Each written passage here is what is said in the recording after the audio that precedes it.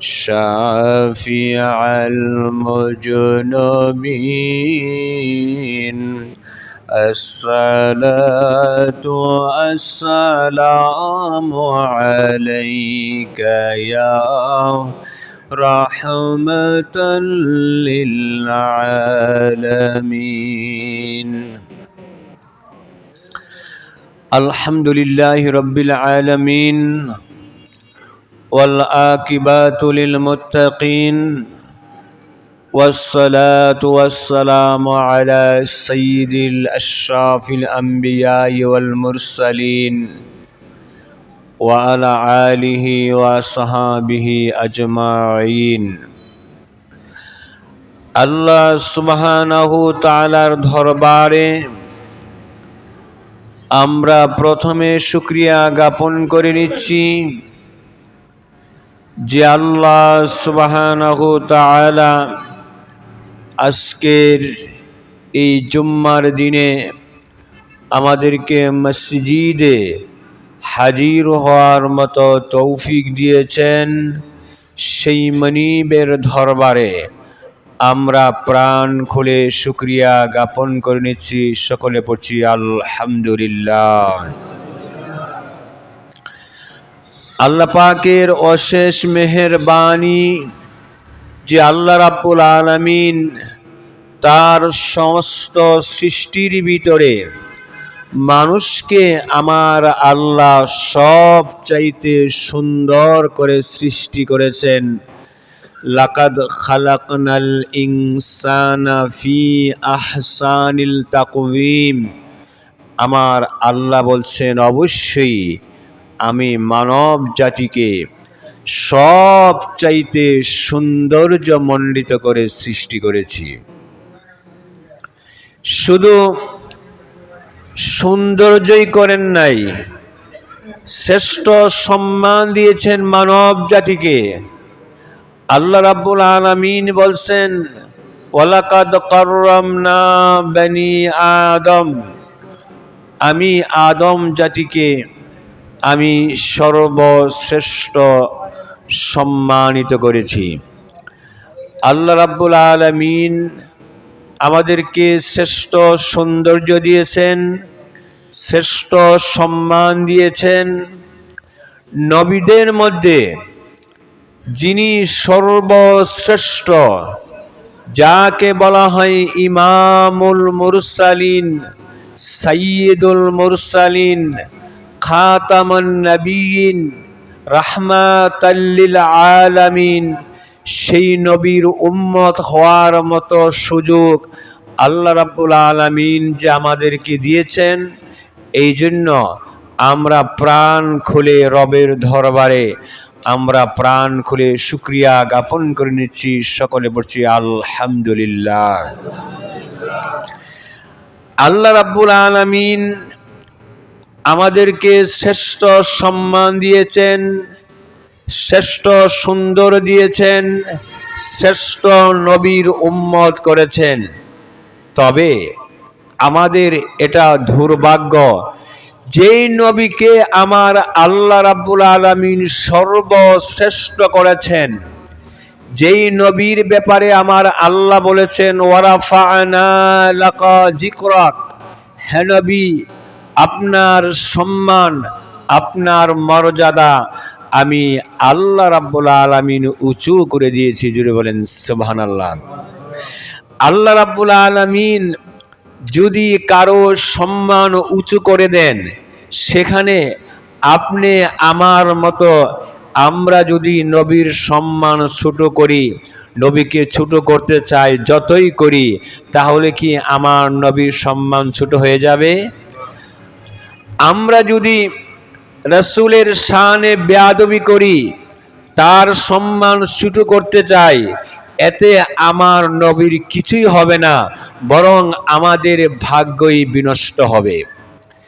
যে আল্লাহ রাব্বুল আলামিন আমাদেরকে এমন সম্মানিত শ্রেষ্ঠ নবীর উম্মত করেছেন, অথচ ওই নবীর উম্মত হয়ে আমরা চাই কিভাবে নবীকে ছোট করা যায়। আমাদের বাসার ভিতরে নবীর শানে চরম বেয়াদবি আজকে প্রকাশ হচ্ছে। আমরা সেই নবীর উম্মত হয়ে আমরা বলতেছি যে মুহাম্মদ সাল্লাল্লাহু আলাইহি ওয়াসাল্লাম একজন মূর্খ ছিলেন, তার লেখাপড়া জানা ছিল না। তাহলে আপনি কি বুঝাচ্ছেন? আপনি পিএইচডি, আপনি মুফতি, আপনি মুফাসসির, আপনি অনেক কিছু, অথচ আমার নবীকে আপনি বলেছেন মূর্খ। তাহলে কি আমার নবী মূর্খ আর আপনি মুফতি, তাহলে আমার নবীর চাইতে আপনি জ্ঞানী বেশি হয়ে গেছেন? আমরা রাসূল আকরাম সাল্লাল্লাহু আলাইহি ওয়াসাল্লামের শানে বলা হচ্ছে যে তিনি তো আমাদের মতোই একজন মানুষ।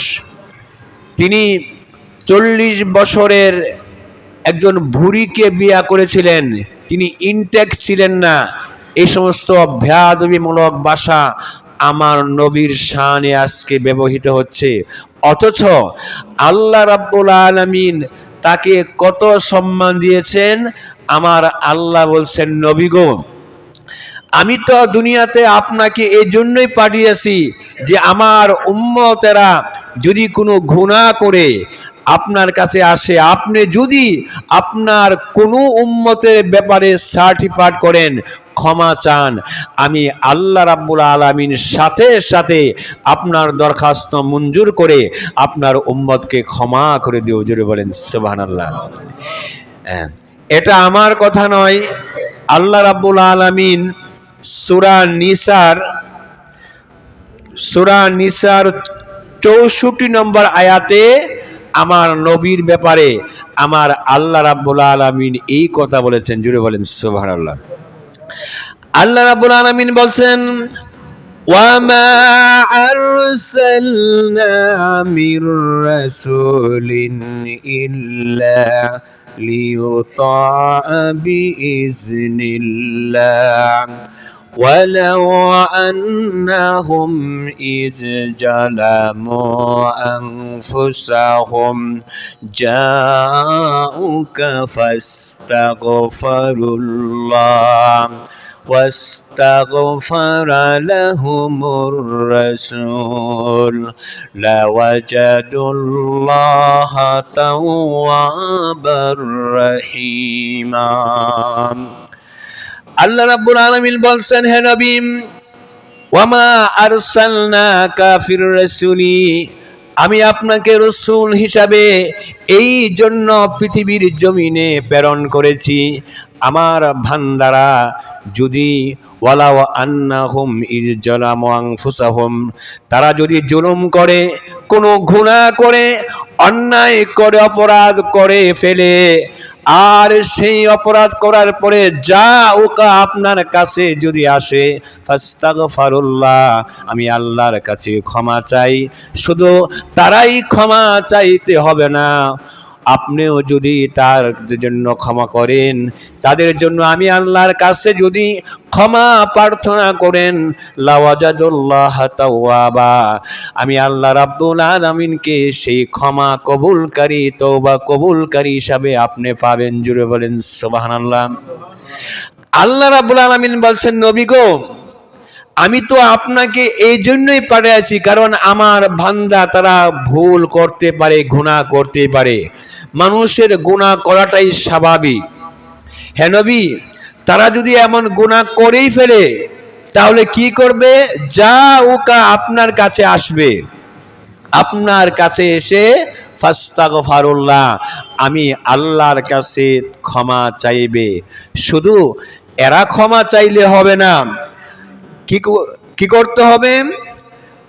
আপনিও তার ওয়াস্তাগফিরুল্লাহুমুর রাসূল, হে রাসূল, আপনিও যে তার জন্য ক্ষমা চান যে আল্লাহ গো, এটা তো আমার উম্মত, এরা তো আমার জন্য ভুল করেছে, গুনাহ করে ফেলেছে, হে নবী, আপনি ক্ষমা চাওয়ার মাত্র অবশ্যই আমাকে পাবেন, তওবা কবুলকারী, ক্ষমা কবুলকারী। আপনি ক্ষমা চাওয়ার সাথে সাথে আমি আল্লাহ রাব্বুল আলামিন তার গুনাহকে মাফ করে দেব। সুবহানাল্লাহ। আল্লাহ রাব্বুল আলামিন যেখানে বলছেন গুনাহ চাইলে নবীর কাছে আসো, নবী ক্ষমা চাইলে আমি ক্ষমা করব, আজকে আমরা ওই নবীকে মাইনাস করে দিয়ে আমল দিয়ে আজকে আমরা জান্নাতে যাওয়ার চেষ্টা করতেছি। কি বলেন? আমরা যে সমস্ত আমল করতেছি, আমল দিয়ে হাসরের ময়দানে জান্নাতের আশা আমরা করতে পারি। সেই বুখারী শরীফের হাদিস, এই আয়াতের তাফসিরে নুরুল কোরআনে এই বুখারী শরীফ থেকে একটা হাদিস নিয়ে আসছে। হযরতে আয়েশা সিদ্দিকা রাদিয়াল্লাহু তাআলা আনহা এই হাদিসটা riwayat করেছেন। রাসূল আকরাম সাল্লাল্লাহু আলাইহি ওয়াসাল্লাম বললেন, সাহাবারা শোনো, কেউ তোমরা হাসরের ময়দানে আমল দিয়ে তোমরা জান্নাতে যেতে পারবে না। এটা আমার নবীর কথা। এক সাহাবী বলল, ইয়া রাসূলুল্লাহ, নবী গো, আপনিও না? আপনিও না? আমার প্রাণের নবী বললেন, না, আমিও না, তবে আল্লাহর রহমত দিয়ে আমার আল্লাহ আমাকে পরিবেষ্টন করে রেখেছে। জুড়ে বলেন সুবহানাল্লাহ। আমার প্রাণের নবী যেখানে বলেছেন যে আমল তোমাকে নাজাত করতে পারবে না, নাজাত করতে হলে আল্লাহর রহমত রাখবে, দয়া রাখবে। সেই রহমত কি? সেই রহমতের পরিচয়ও আমার আল্লাহ দিয়েছেন। আগে বলেন সুবহানাল্লাহ। আল্লাহ রাব্বুল আলামিন বলছেন, ওয়ামা আরসালনাকা ইল্লা রাহমাতাল লিল আলামিন।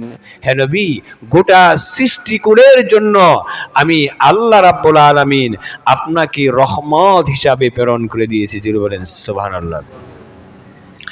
রাসূল আকরাম সাল্লাল্লাহু আলাইহি ওয়াসাল্লামের দরবারে আসলেই গুনাহ মাফ হয়। এই আয়াতের তাফসিরে ইমাম ইবনে কাসির একটা ঘটনা এনেছেন। ইবনে কাসির বলতেছেন, আমি রাসূল আকরাম সাল্লাল্লাহু আলাইহি ওয়াসাল্লামের রওজা জিয়ারত করতে এসেছি। এমন সময় দেখলাম যে আরবের একজন বেদুইন, সেও আমার নবীর পাশে রওজা জিয়ারত করলো। আর জিয়ারত আমার নবীকে বলতেছে, নবী তো আমার রওজার ভিতরে, নবী গো, আপনি তো আমাদের ছেড়ে অনন্তকালের জন্য আছেন। আমি একজন বেদুইন গুনাহগার। হে নবী, আমার আল্লাহ বলেছেন যে আপনার দরবারে আসলে গুনাহ মাফ হয়। হে নবী, আমি তো গুনাহ করেছি, আপনার দরবারে এসেছি, আপনার দরবারে এই জন্য এসেছি যে আমার রব আল্লাহ যেন আমার গুনাহটা মাফ করে দেন। জুড়ে বলেন সুবহানাল্লাহ। এই প্রার্থনা করে বেদুইন চলে গেল। ইমাম ইবনে কাসির বলতেছেন, তারপরে আমি জিয়ারত করে এসে আমি ঘুমিয়ে গেলাম। আমি যখন ঘুমিয়ে গেলাম, ঘুমের ভিতরে আমার প্রাণের নবী আমার সামনে আমার হাজির হয়ে গেল। জুড়ে বলেন সুবহানাল্লাহ। আমার নবী বলতেছে, ইবনে কাসির শোনো, কিছুক্ষণ আগে যেই লোকটা আমার রওজার কাছে এসেছিল এবং জিয়ারত করেছে, ক্ষমা চেয়েছে, হে কাসির, যাও তুমি তাকে এই সংবাদটা তুমি জানিয়ে যাও যে আমার আল্লাহ রাব্বুল আলামিন তার গুনাহ মাফ করে দিয়েছে। জুড়ে বলেন সুবহানাল্লাহ। তাহলে কি বোঝা গেল? যে রাসূল আকরাম সাল্লাল্লাহু আলাইহি ওয়াসাল্লামের দরবারে আসলে, তার রওজা জিয়ারত করলে আমার আল্লাহ রাব্বুল আলামিন গুনাহ মাফ করে দেন। জুড়ে বলেন সুবহানাল্লাহ। অথচ আজকে দেখুন আমাদেরকে মিসগাইড করা হচ্ছে। এই শায়েখ নামদারি তারা গবেষণা করে বলতেছে যে নবীজির রওজা জিয়ারত করা যাবে না। এই রওজা জিয়ারত তো এটা বেদাত। কেউ বলছে শিরিক, কেউ বলছে বেদাত। এর কারণ কি? এর কারণ একটাই, তারা জানে মানুষ যত গুনাহগারই হোক না কেন, কেউ যদি নবীর রওজার পাশে যায় এবং সেখানে যায়া ক্ষমা ইস্তেগফার প্রার্থনা করে, আমার আল্লাহ রাব্বুল আলামিন তার গুনাহ মাফ করে দেয়। জুড়ে বলেন সুবহানাল্লাহ। মানুষ যেন সেই রওজার কাছে না যায়, নবীর কবর রওজা মুবারক যাতে জিয়ারত না করে, এই জন্য তারা আমাদেরকে এই মিসগাইড করতেছে। আমাদেরকে অ্যালার্ট থাকতে হবে, সতর্ক থাকতে হবে। রাসূল আকরাম সাল্লাল্লাহু আলাইহি ওয়াসাল্লামের দরবারে এই আয়াতের তাফসিরে আরেকটি হাদিস নিয়ে আসছেন। এই তাফসিরে নূরুল কোরআনে আরেকটা ঘটনা আসছে, এখানে আরেকটা হাদিস আনছে। এক সাহাবী বললেন, ইয়া রাসূলুল্লাহ, এই সাহাবী নবীর দরবারে এসে একেবারে মলিন, মনটা খারাপ, কান্না কান্না ভাব, একেবারে নিস্তব্ধ হয়ে বসে আছে।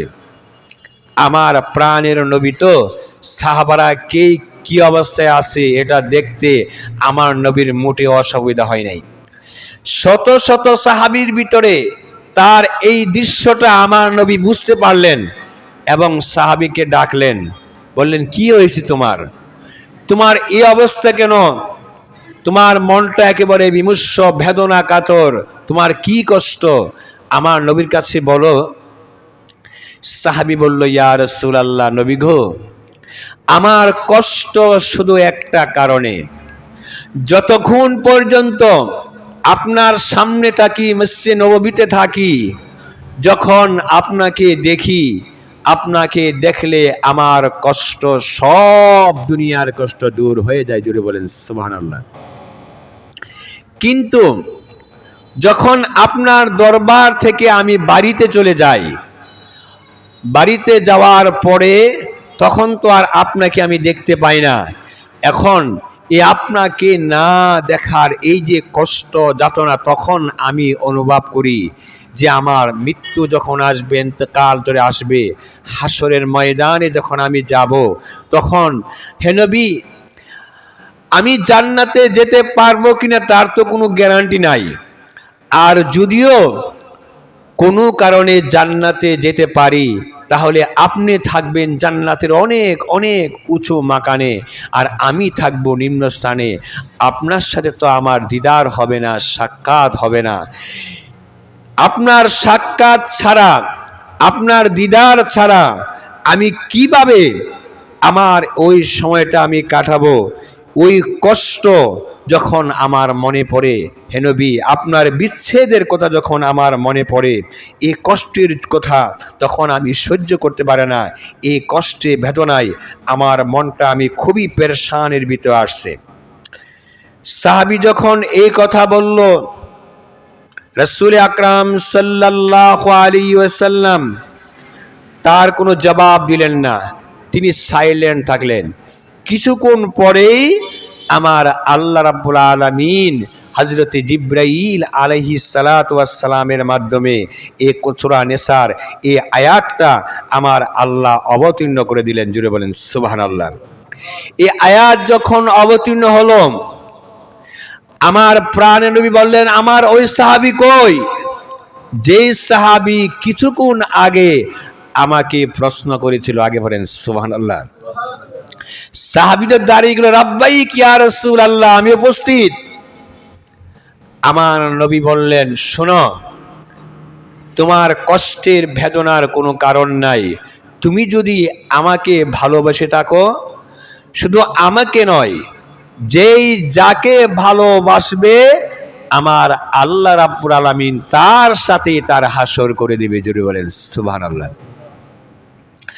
সাহাবী ডাক দিয়ে বললেন, ইয়া রাসূলুল্লাহ, নবী গো, আমি তো আবু বকরকে ভালোবাসি, ওমর ইবনুল খাত্তাবকে ভালোবাসি, তবে আমি তো আবু বকরের মতো আমল করতে পারি না, উমরের মতো আমল তো আমি করতে পারি না।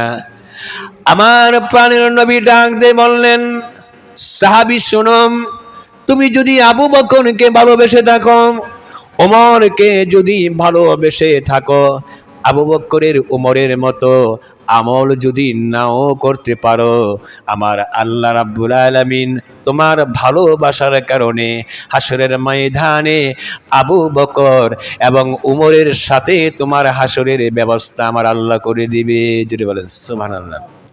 তাহলে এই হাদিস থেকে আমরা কি বুঝলাম? আমরা যদি রাসূলকে ভালোবাসি, রাসূলের সাথে আমাদের হাসর হবে। আমরা যদি আবু বকরকে ভালোবাসি, আবু বকরের সাথে আমাদের হাসর হবে। আমরা ওমর ইবনুল খাত্তাবকে ভালোবাসলে, সাহাবীদেরকে ভালোবাসলে, তাদের সাথে আমাদের হাসর হবে। এই হাদিস থেকে আমরা সেটাই বাঁচছি। সেই প্রমাণে আমরা পাইতেছি, আজকে যারা রাসূলের দুশমনি করতেছে, রসুলের শানে বেয়াদবি করতেছে, রসুলের সম্মানকে যারা নিচু করার জন্য চেষ্টা করতেছে, ইয়াজিদের প্রশংসা যারা করতেছে, তাদের হাসর সেই ইয়াজিদের সাথেই হবে। আব্দুল ওয়াহাব নজদীকে যারা ভালোবাসতেছে, তাদের হাসরও আমার আল্লাহ রাব্বুল আলামিন তার সাথেই করে দিবেন। এজন্য আমাদেরকে অ্যালার্ট থাকতে হবে, সতর্ক থাকতে হবে। আমরা আমল দিয়ে হাসরের ময়দানে পার হওয়া, নাজাত পাওয়া আমাদের পক্ষে সম্ভব নয়। একটাই মাত্র ব্যবস্থা আছে, সেটা হচ্ছে আমরা যদি রাসূলকে ভালোবাসতে পারি আর প্রাণের নবীজির সার্টিফিকেট করে যে এগুলো হচ্ছে গুনাহগার, তবে এরা আমার উম্মত। আমার আল্লাহর দরবারে যদি আমার নবী বলে যে প্রভু গো, এই যে সামনে দেখতে পাচ্ছ, এগুলো তো আমার উম্মত, এরা আমাকে ভালোবেসেছে। আমার আল্লাহ রাব্বুল আলামিন তো বলেছেন, হে নবী, আমি তো ওয়াদা করেছিলাম, ওয়ালা সাউফা ইউতিকা রব্বুকা ফাতারদা, অচিরেই আপনাকে এমন উপহার দিব যেই উপহারে আপনি নবী খুশি হয়ে যাবেন। জোরে বলেন সুবহানাল্লাহ। সেই উপহারটা আমার আল্লাহ দুনিয়াতে নয়, হাসরের ময়দানে আমার নবীকে দিবেন। সেটা কি? আমার প্রাণের নবী যখন বললেন, আল্লাহ গো, এই যে সামনে আছে এগুলো আমার উম্মত, আমার আল্লাহ ঢাক দিয়ে বললেন, হাবিব, আপনি বলেছেন আপনার উম্মত, যান, এরা যখন আপনার উম্মত, আমি আপনার উম্মতের কোনো হিসাব নিব না, বিনা হিসাবে আমার জান্নাতে নিয়ে যান। জোরে বলেন সুবহানাল্লাহ। আমরা যদি রাসূলকে ভালোবাসতে পারি, তার অনুসরণ করতে পারি, অনুকরণ যদি করতে পারি, হাসরের ময়দানে আমার প্রাণের নবীর শাফায়াতের অধিকারী যদি আমরা হতে পারি, তাহলেই কেবলমাত্র নাজাতের আশা করতে পারি। আমল দিয়ে, আল্লাহর কাছে হিসাব দিয়ে হাসরের ময়দানে নাজাত পাওয়া আমাদের কারো পক্ষে সম্ভব নয়। আমরা যেন নবীর দিদার পেতে পারি, নবীর সুপারিশ যেন পেতে পারি, হাউজে কাউসারের অধিকারী যেন আমরা হতে পারি। আল্লাহ রাব্বুল আলামিন আমাদেরকে সেই তৌফিক দান করুন। সকলে পড়ছে আমিন। ওয়া আখির দাওয়ানা ওয়া মা আলাইনা ইল্লাল বালাগ। যারা সুন্নত পড়েন না, এখন পড়ে নেন।